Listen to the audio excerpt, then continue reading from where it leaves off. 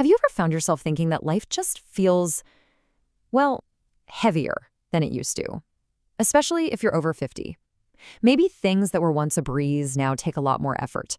Your energy just doesn't quite last the day, and motivation, well, that feels a bit different too. A lot of us quietly start to wonder, am I doing something wrong? Well, let me just say this right off the bat.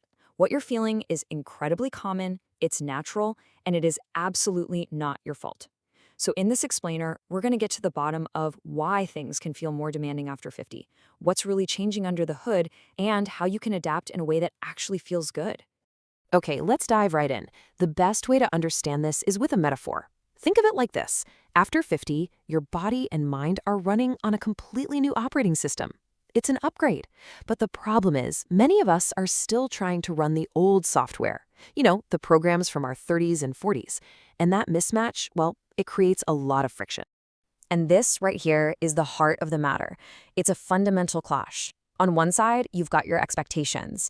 And let's be honest, society's expectations to keep up the same pace, the same endurance, the same resilience you've always had. But on the other side, you've got biology. Your body is just different now.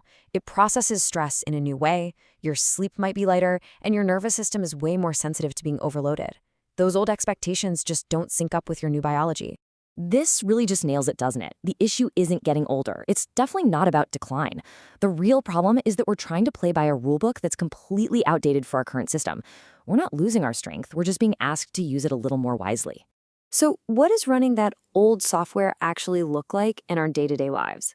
Let's move on and look at 5 really common habits that are basically like those old clunky programs.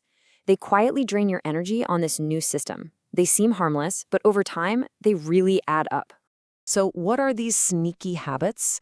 We're talking about things like going to bed and waking up at different times every day, or sitting for hours on end without moving.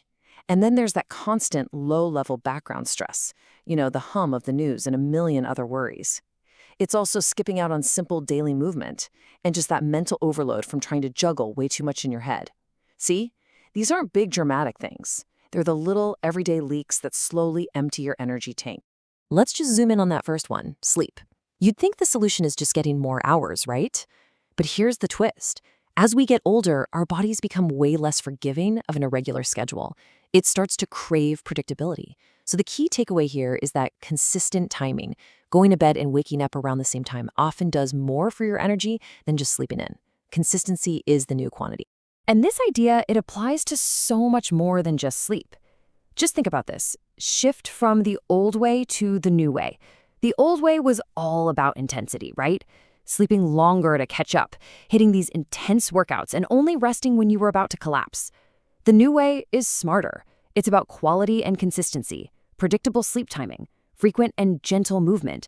And get this, recognizing that you need mental and neurological rest, not just flopping on the couch. And speaking of that frequent, gentle movement, let's talk about that habit of sitting for too long. I want you to remember a new magic number. It's 30. The solution here isn't another killer workout. Nope. It's as simple as standing up, having a little stretch, or walking around for just a couple of minutes every 30 to 60 minutes. It's like a little reset button that keeps your energy from flatlining. Okay, so we've identified the problem, we've pinpointed those sneaky energy drains, so what's the game plan? Let's shift gears and talk about the new playbook. This is the updated software that's designed to work with your body, not against it. It's all about building resilience, not just pushing through with resistance. So what does this new playbook actually look like? Well, it's about making small, sustainable routines instead of some massive, intimidating overhaul. It means actually prioritizing recovery time, not just powering through when you're tired. It means having fewer priorities so you have more mental space. And it means setting stronger boundaries to protect your energy and, of course, weaving that gentle daily movement into the fabric of your life. When you put all of these pieces together, it gives us a whole new definition for aging well. It stops being about fighting time and starts being about learning to work with it. That is the fundamental shift. We're moving away from a mindset that worships intensity and moving toward one that truly understands the power of consistency. And look, if you only take one single thing away from all of this today, please let it be this. Feeling tired, feeling like things are harder, it doesn't mean you're failing or that you're broken. It just means you're in a natural process of transition. You are adapting to a new biological reality, and that calls for new strategies and a whole lot more self-compassion.